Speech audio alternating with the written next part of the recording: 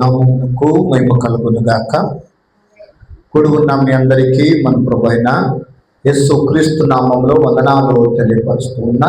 బయట కూర్చున్న బిడ్డలు, లోపల ఉన్న బిడ్డలకు ప్రత్యేకమైన వందనాలు తెలియపరుస్తూ ఉన్నాం.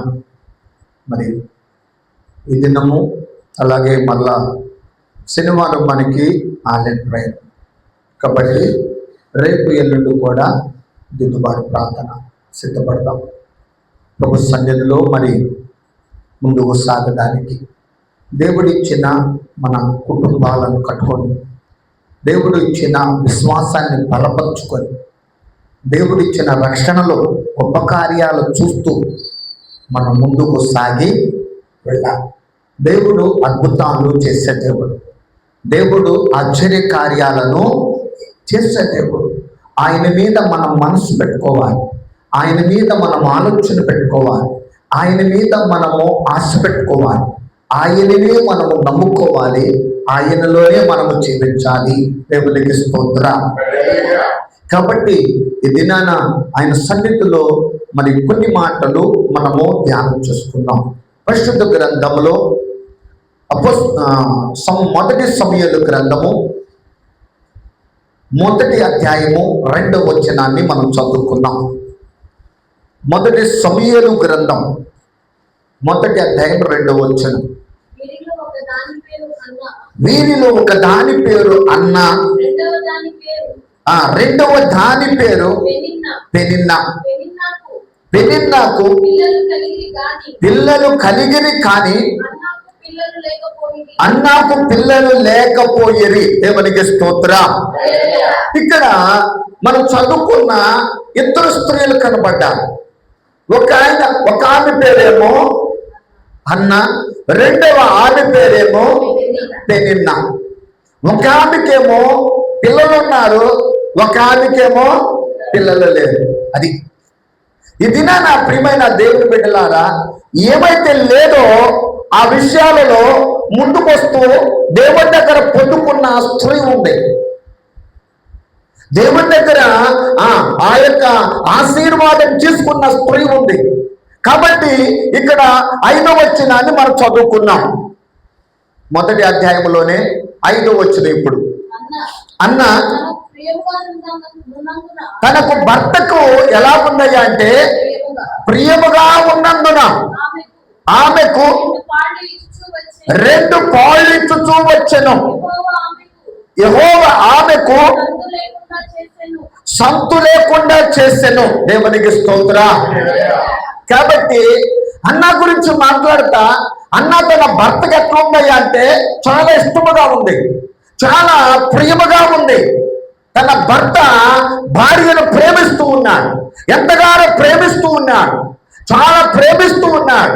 అయితే ఆమెకు ఒక కొదువు ఉంది. ఆ కొదువు ఏంటయ్యా అంటే పిల్లలు లేరు. అది ఎవరు చేశారంటున్నారు అక్కడ? యెహోవా ఆమెకు సంతు లేకుండా చేస్తున్నారు రాయబడి. కాబట్టి గమనించినట్లయితే బిడ్డలు ఇవ్వాలంటే, బిడ్డలు పొందుకోవాలయ్యా అంటే ఈ లోకంలో జాగ్రత్తగా నువ్వు ఆలోచిస్తే దేవుని వలనే జరిగింది, కానీ మనుషుల వల్ల అయ్యే పని అది కాదు. అది గమనించి ఇక్కడ మనం చదువుకుంటే ఆ భాగంలో 7వ వచనాన్ని చదువుదాం. ఇప్పుడు ఎల్కన్నా ఆమెకు ఏటేటా ఆ రీతిగా చేయించు ఉండగా అన్న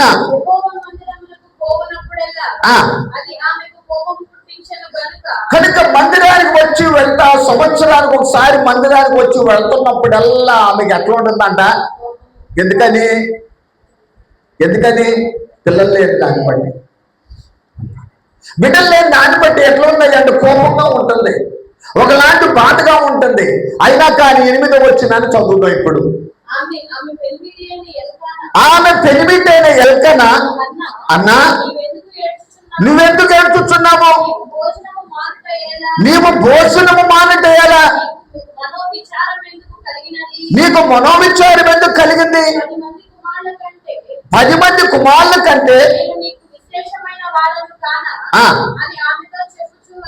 కనుక భర్త ఏం చేస్తున్నాడు అంటే తన భార్యకి చెప్తున్నాడు, ఎందుకు నువ్వు మనోవిచారంగా ఉంటావు, ఎందుకు దుఃఖపడతావు, ఎందుకు ఏడుస్తూ ఉంటావు, ఎందుకు బాధపడుతూ ఉంటావు, నేను పిల్లలు లేరని నేను ఎప్పుడైనా కానీ నేను అన్నానా? కానీ 10 మంది పిల్లల కంటే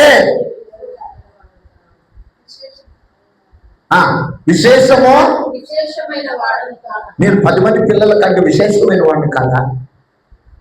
ఎందుకని నువ్వు బాధపడతావు నేను చూడలేను అని ఈ సందర్భం. ఒకటి ఇక్కడ కుటుంబము కనబడతా ఉంది. ఈ కుటుంబం కనబడతా ఉంటే బిడ్డలు అనే లేని పరిస్థితి కనబడుతుంటే ఆ బిడ్డలు లేని పరిస్థితుల్లో బాధపడుతుంది, ఏడుస్తుంది, మనోవిచారం కలిగి ఉంది. ఇలాంటి పరిస్థితుల్లో అన్నా చేసిన 7 అనుభవాలు ఉన్నాయి. దేవునికి స్తోత్రం. అన్న ఇదిగో మరి చేసిన 7 అనుభవాలు, ఆత్మీయ అనుభవాలు ఉన్నాయి. వాటిలో మనం చదువుకుంటే ఒకటి ఇక్కడ మనం జాగ్రత్తగా మనం చదువుకుంటే మరి మొదటి అధ్యాయంలోనే 10వ వచనాన్ని చదువుదాం. బహు దుఃఖాక్రాంతురాలై వచ్చి యెహోవా సన్నిధిని ప్రార్థన చేయొచ్చు. ఇక్కడ మొదటిది మనం చదువుకుంటే ఆమె ప్రార్థనా పరురాలు. దేవునికి స్తోత్రం. అన్న ఎవరయ్యా అంటే ప్రార్థనా పరురాలు. అంతే, ఆమె బహుగా ప్రార్థిస్తుంది. ఆమె ఎంత అంత కాదా ప్రార్థన, బహుగా ఏడుస్తుందట, బహుగా ప్రార్థిస్తుందట. తన స్థితి, తన పరిస్థితి దేవునికి చెప్పుకొని ప్రార్థిస్తుంది. ఈ రోజున దేవుని బిడ్డలారా, ఏ వ్యక్తి అయితే ప్రార్థన పరుడుగా ఉంటాడో, ఏ వ్యక్తి అయితే ప్రార్థన పరురాలుగా ఉంటారో ఆ కుటుంబములకు ఖచ్చితంగా దీవెన వస్తుంది. ఏ ప్రార్థన అయితే నువ్వు చేస్తున్నావో, ఏ ప్రార్థన అయితే దేవుని సన్నిధిలో ఏడుస్తున్నావో ఆ ప్రార్థనకు ప్రతిఫలం వస్తుంది. దేవునికి స్తోత్రం. ఈమె ప్రార్థిస్తుంది. ఈమెకు ఒకటే, నా దేవుని సన్నిధిలో ప్రార్థించటమే. అది ప్రార్థనా పూర్వాలుగా ఒక మెట్టు కలిగిందండి. అది ఈ లోకంలో నీవు నేను కలిగి ఉండాల్సింది ఒక ప్రార్థన జీవితం, ఒక ప్రార్థన పరులుగా ఉండాలి, ఒక ప్రార్థన పరురాలుగా ఉండాలి. ఆ ప్రార్థన నిన్నేం చేస్తుందయ్యా అంటే అద్భుత కార్యాలు సృష్టిస్తుంది, ఆశ్చర్య కార్యాలు చేయిస్తుంది, ఆశ్చర్యమైన సహాయం నీకు వస్తుంది ప్రార్థన ద్వారానే. అన్న అనే మాటకు అర్థం ఏంటయ్యా అంటే దయగలిగినది అని అర్థం. దేవుని దగ్గర దయ ఉంది, అది పొందుకోవాలి. దేవుని దగ్గర దయ ఉంది, అది పొందుకోవాలి. అన్నాకు తెలుసు దయ కలిగింది, దేవుని దగ్గర దయ కలిగి ఉంది. దేవుడు దయాళుడు దయ చూపిస్తాడు. ఎలాంటి వాడినైనా దయ చూపించే దేవుడు ఆయన, ఎలాంటి వాడినైనా ప్రేమతో ఆయన ప్రేమించే దేవుడు ఆయన. దేవునికి స్తోత్రం. ఆయన దయ కలిగింది, దయ కలిగింది అంటాడు. నిర్గమాకాండములో మనం చదువుకుంటే నిర్గమాకాండము 22వ అధ్యాయము 27వ వచనంలో ఒక మాట అంటాడు. అక్కడ నిర్గమాకాండము 22వ అధ్యాయము 27వ వచనం, అది వాని దేహమునకు వస్త్రము,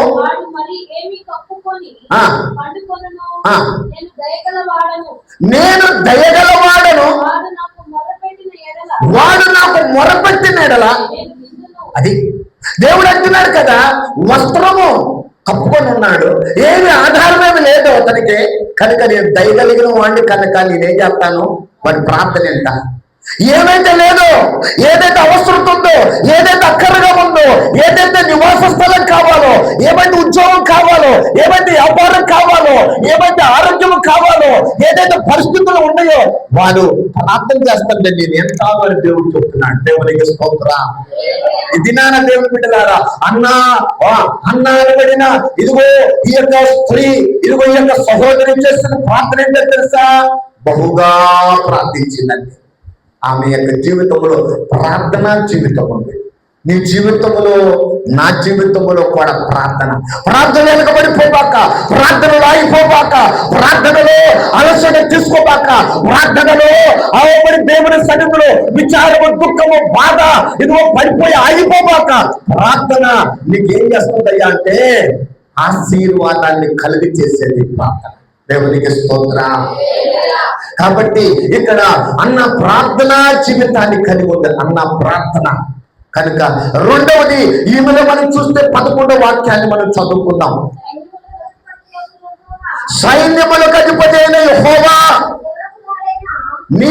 నీ సేవకురాలనైనా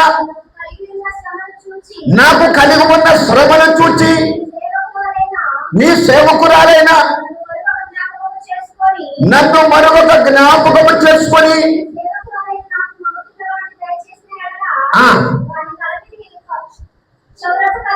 వాని తల మీదికి సౌరపు కత్తిని వాడు బ్రతుకు దినములన్నిటిని అప్పగిత్తునని మ్రొక్కుబడి చేసుకొనెను. ఆమె యెహోవా సన్నిధిని ప్రార్థన చేయుచుండగా ఏలీ ఆమె నోరు కనిపెట్టుచుండెను. దేవునికి స్తోత్రం. రెండవది, అన్నాలో దేవునితో నిబంధన చేసుకున్నటువంటి స్త్రీ అండి. ఎవరితోనంటే నిబంధన? ఎవరితోనంటే ఆమె యొక్క నిబంధన? ఎవరితోనంటే ఆమె ఒడంబడిక? తమకున్న కష్టములు, తమకున్న బాధలు, తమకున్న వేదనలు, తమకున్న దుఃఖములు, తమకున్న సమస్యలు, తమకున్న అనేకమైన పరిస్థితులలో ఎవరితో నిబంధన చేసుకుంటుందంటే సర్వశక్తి కలిగిన దేవుడితోని. దేవునికి స్తోత్రం. ఆయనతో నిబంధన చేసుకుంటుంది. బిడ్డలైతే లేరు కానీ ఆమెకు నిబంధన, నాకు ఒక కుమారుడు నువ్వు, ఆ కుమారుడు మగ పిల్లవాడిగా అతను నాకు దయచేస్తే అతని కొరకు ఒక ప్రత్యేకముగా పెంచుతాను, అతని కొరకు ఒక ప్రత్యేకమైన స్థితిని ఇస్తాను, అతడు నీకోసమే బ్రతకాలి, అతడు నీ కొరకే జీవించాలి. ఒక నిబంధన. దేవునికి స్తోత్రం. ఎలాంటి నిబంధన? ఎవరు చేయలేని నిబంధన, ఎవరు చూపలేనటువంటి అంటే నిబంధన దేవుని దగ్గర చేసుకుంది అన్న. చిన్న చిన్న నిబంధనలు చేసుకుంటేనే మనం కట్టుబడలేకపోతున్నాం. చిన్న చిన్న ఒడంబడికలు చేసుకుంటేనే నిలబడలేకపోతున్నాం. చిన్న చిన్న ఇదిగో పరిస్థితులు వచ్చేసరికి కులిపోతా ఉన్నాం. చిన్న చిన్న అనేక సమస్యలు వచ్చేసరికి మనము మారిపోతా ఉన్నాం. కానీ ఈమె జీవితంలోకే ఒక నిబంధన దేవుడితో ఏమన్నాయి అంటే, నాకు ఆ మగపిల్లవాడు నీ కోసమే పెంచుతా. దేవునికి స్తోత్రం. తల మీద ఇదిగో సౌరవ కత్తి కూడా పడనివ్వను. సామాన్యమా? సామాన్యమైనటువంటిదా? సామాన్యమైనటువంటి సమర్పణ ఉంది. రెండవది, యెహోవాతో నిబంధన చేసుకున్న స్థాయి. కుటుంబంలో కూడా నిబంధన చేసుకోవాలి. ఏమని? నేను దేవుని సన్నిధిలో ఇలాగ నా కుటుంబం ఉండాలి, నా పిల్లలు ఉండాలి, నా భర్త ఉండాలి, మేము ఇలా చేయాలి, నా దేవుని సన్నిధిలో ఇలా ఉండాలి, నా దేవుని సన్నిధి ఇలాగ మేము సాగిపోవాలి. అది మరణము తప్ప ఏది మమ్మల్ని విడదీసేది. నేను పరపడ్డ ప్రార్థనకు వెళ్తే నిన్నటి దినాన ఆ స్త్రీ అంటే ఆమె సహోదరి చెప్తుంది, ఆ సహోదరి అంటే వాళ్ళ కుమార్తె పెళ్ళైంది. ఆ కుమార్తెకు పెళ్ళైతే ఎందుకు అంటే మరి తెలియకుండానే వారు మరి వివాహం జరిగింది. వాళ్ళకున్న దానిలో దేవుని నమ్ముకోకుండా ఉన్న వ్యక్తితో వివాహం జరిగింది. ఈమె చిన్ననాటి నుండి దేవుడు అంటే ఇష్టము, దేవుని సన్నిధిలో ప్రార్థన. కానీ మ్యారేజ్కి వచ్చేసరికి అలాగా మరి అన్యుడితో వివాహం జరిగింది. వాళ్ళు అన్యుడే కానీ దేవుని ఎరిగినటువంటి వాడు. అలాంటి సందర్భంలో, అలాంటి పరిస్థితులలో ఇంట్లో ఆమె చెప్తున్న మాట, ఎంత టార్చర్ అంటే అంత టార్చర్ అయ్యా. ఆయనకి గవర్నమెంట్ ఉద్యోగం చేస్తున్నాడే కానీ మరి నేను దేవుని నమ్ముకోవటం ఆయనకి ఇష్టమో లేదు. దేవుడు అంటే అసలు ఇష్టపడతలా. అయితే నేను అన్నాను కదా, ఒకటే, నేను చనిపోతే నేను దేవుని యొక్క బిడ్డగానే చనిపోవాలి. అంటే నేను చనిపోతానైనా యవనస్తురాలు, చిన్న పిల్లలు, 2 పిల్లలు వెళ్తాను. ఆమె ఏమనుకుంటుందంటే, నేను బతికినా చనిపోయిన ఎవరి దగ్గర, ఎవరి కోసం? ఒక నిబంధన. అంతేగాని నేను ఆయన మారిపోతాను, మారిపోయే అనుభవంలో ఉంటాను అని అంటలా, మార్చుకుంటాను అంటలా. ఒకటే, నిన్నే జరిగిన సందర్భంలో చెబుతున్నావా, ఆ సహోదరి చెబుతుంది, నేను నా దేవుడు అంటే నాకు ఇష్టం, కానీ నేను చనిపోయినా నా దేవుని యొక్క సన్నిధిలోనే చనిపోతా అంతే, కానీ మారను. ఆమె గొప్ప ప్రార్థనా పుర్రాలు కూడా కాదు. రక్షణ పొందుకున్న ఆమె కూడా ఒక తీర్మానం. రక్షణ పొందుకో లేని ఆమెకంత తీర్మానం ఉంటే దేవుడు ఊరుకుంటాడా?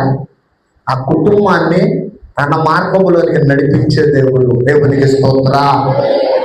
కాబట్టి ఒక నిబంధన అవసరం, నీకు ఒక వడబడిక అవసరం. దేవునితో నిబంధన చేసుకో. నా కుటుంబము ఇదిగో ఈ యొక్క 2025లో ఉన్న 2030లో ఒక ప్రత్యేకత నా కుటుంబంలో నుండి పైకి రావాలి. కొన్ని పరిస్థితులను చూడాలి. ఒక సంవత్సరానికి కాదు నా టార్గెట్, ఇదిగో ఒక నెల కాదు నా టార్గెట్, లేకపోతే ఈ 4 రోజులు కాదు నా టార్గెట్, ఏదో జరుగుతున్న ఈ యొక్క ప్రార్థనలో కాదు నా టార్గెట్. 2030కి పెట్టుకో, ఒక లక్ష్యాన్ని పెట్టుకో, ఒక గురిని పెట్టుకో, ఒక నియమాన్ని పెట్టుకో, ఒక పరుగును పెట్టుకో, ఒక ఆత్మీయ జీవితాన్ని ఇదిగో దేవుని దగ్గర ఎదగాలని పెట్టుకో. దేవుని సన్నిధిలో ఎలాగ నువ్వు ఉండాలనుకుంటావో అలాగ ఉంచే దేవుడు ఆయన. దేవునికి స్తోత్రం. ఈ నెల ఈ వారము ఈ యొక్క 10 రోజులు అవన్నీ ఎవరైనా ఉంటారు. కానీ ఉండాల్సింది ఎప్పుడు దాకా తెలుసా?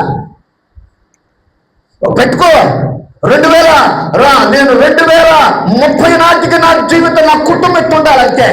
నా దేవుడు చేయాలి, నా బిడ్డల జీవితంలో చేయాలి, నా భర్త జీవితంలో చేయాలి. అది రక్షణ కార్యం కావచ్చు, ఇల్లు కట్టుకునే కార్యం కావచ్చు, వివాహ విషయంలో కావచ్చు, నా పిల్లల గురించిన ఒక ప్రత్యేకమైన ఇదిగో స్థితి కావచ్చు. అది చేయాలని పెట్టుకో. కంపల్సరీ దానిని మార్చగలిగిన దేవుడు. దేవునికి స్తోత్రం.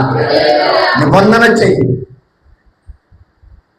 దేవుడి సన్నిధిలో అన్నా నిబంధన చేసుకుంది. రెండవది. మూడవదిగా మనం చదువుకుంటే ఇక్కడ అంటున్నాడు కదా, ఎదుగు మరి ఆ యొక్క 1 సమూయేలు గ్రంథంలో 1వ అధ్యాయం 17వ వచనాన్ని మనం చదువుకుందాం. అన్నా అది కాదు, నా ఏలినవాడా, నేను మనోదుఃఖము గలదాననే ఉన్నాను. నేను ద్రాక్షారసమునైనను మద్యమునైనను పానము చేయలేదు, కానీ దేవునికి స్తోత్రం. హల్లెలూయా. దేవుని మందిరములో ఉండి ఒక స్థలములో నిలబడి ఆమె కూర్చుని ప్రార్థన చేస్తూ ఉన్నది. ఒక స్తంభము దగ్గర ప్రార్థన చేస్తుంటే ఆమె నోరైతే కదులుతుంది, కానీ శబ్దమైతే రావటం లేదు. మాస్టర్ గారు చూస్తున్నాడు, ఏలి యాజకుడుగా ఉన్నాడు, ఆయన చూస్తూ ఉన్నాడు. ఈమెతే ఎంతగా ఉందయ్యా అంటే మత్తురాలైపోయింది. ద్రాక్షరసమైన తాగొచ్చిందేమో, ఏదైనా తాగొచ్చిందేమో. ఎట్టొచ్చిందంట? ఏదైనా తాగి వచ్చిందేమో అని అనుకుంటుంటే, అయ్యా అట్లాగా రాదు, అట్లా చేయలేదయ్యా, నేను మొత్తం తీసుకున్న దానిని కాను, నా దేవుని సన్నిధిలో నేనేం చేస్తున్నాను తెలుసా? కుమ్మరించి ప్రార్థన చేస్తున్నా. దేవునికి స్తోత్రం. అందరికీ చూద్దాం. హల్లెలూయా. ఏం చేస్తుందంటానా? తమ ఆత్మను కుమ్మరిస్తుంది, అంతటా కుమ్మరిస్తుంది. ఏదో పెదాలతో చేసే ప్రార్థన కాదు, మనసుతో చేసే ప్రార్థన కాదు, ఇదిగో లేకపోతే ఏదో గరీబులుగా చేయాలని ఆ ఆచారమైన ప్రార్థన కాదు, అందరి కోసం ప్రార్థన కాదు, మెచ్చుకునే ప్రార్థన కాదు. ఆమె జీవితంలో ఒకే ఒక ఆ ఆత్మ కుమ్మరింపు ప్రార్థన. దేవునికి స్తోత్రం.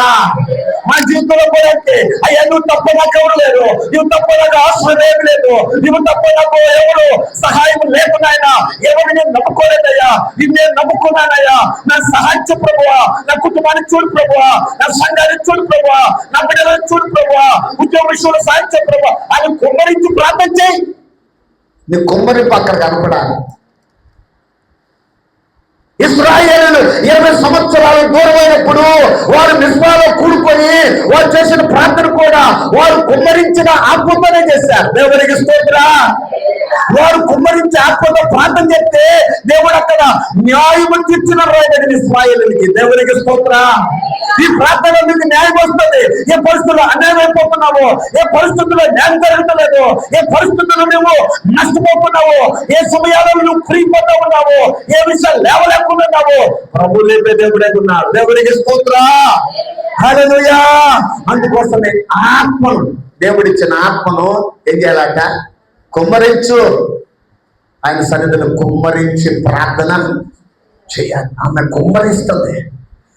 యాజకుడు కూడా అర్థం కాలేదు, ఏడు యాజకుడు కూడా అర్థం కాలేదు, అనుకుంటున్నాడేమో ఏమో మొత్తు రాలేకపోయింది, మొత్తు రాలి కాలేమో. ఆమె కుమ్మరించి ప్రార్థన చేస్తుంది. పిల్లలు ఒకసారి మాట వినరు, ఆయనను ప్రార్థన చేయండి, ఆయనే చేస్తాడు. దేవునికి స్తోత్ర. అందరి పిల్లలు అట్టనే ఉన్నారు. నీ పిల్లలు ఒక్కలే కాదు, సమాజం అంతా అట్టనే ఉంది. కానీ నువ్వు చేయాల్సింది ఏంటో తెలుసా? కుమ్మరించి ప్రార్థన. దేవునికి స్తోత్ర. టీవీలో ఇదిగో ఫోన్లో ఫేస్బుక్లో వచ్చింది, ఒక ఆటో డ్రైవర్ కొడుకు కూతురు పుట్టారు. కొడుకు కూతురు ఉన్నారు, అది మీరు కూడా చదివి ఉంటారు. కొడుకు కూతురు పిల్లడు మరి కాలేజీకి వెళ్తా అలాంటి వయసు కలిగి ఉన్నాడు. కూతురు చుట్టేనేమో ఆమెకి చిన్నప్పుడే బాగాలేదు, ఆమెకి మరి షుగరు. ఆమెమో ఒక ఇంట్లో పని చేస్తూ ఉంటది. మరి ఆ యొక్క తల్లిదండ్రులు ఇద్దరు వాళ్ళ పిల్లల్ని పెంచుకుంటా ఉన్నా. రోజు టార్చర్ పెట్టాయంట కొడుకు. నాన్న బైక్ తెస్తావా లేవదా? ఈ యొక్క మొన్న వెళ్ళింది ఏంటంటే దసరాకి దిగిపోతే నా శవం చూస్తా ఉన్నాడు. నా బైక్ దిగిపోతే నా శవం చూస్తావు, మీరు చచ్చిపోతా. రోజు బెదిరిస్తున్నాడు అంటే.